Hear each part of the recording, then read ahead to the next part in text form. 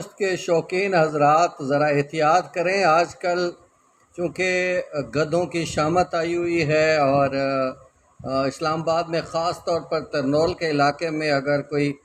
barbecue کرتا ہے، وہاں پہ کھانا کھاتا ہے اور مٹن اور دوسری کڑھائی گوشت بڑے شوق سے منگواتا ہے، یا پھر بنو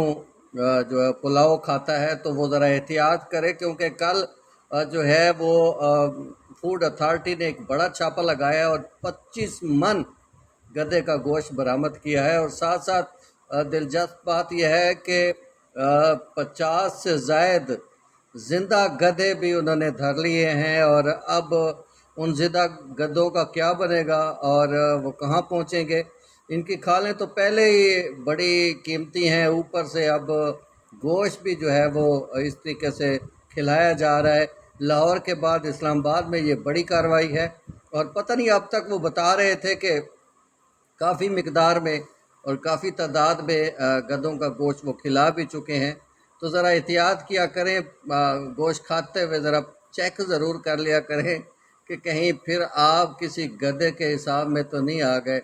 اور وہاں پہ جو ڈاکٹر طاہرہ صدیق صاحبہ تھیں غالباً، انہوں نے یہ کارروائی کی تھی، اور بڑی اچھی کارروائی انہوں نے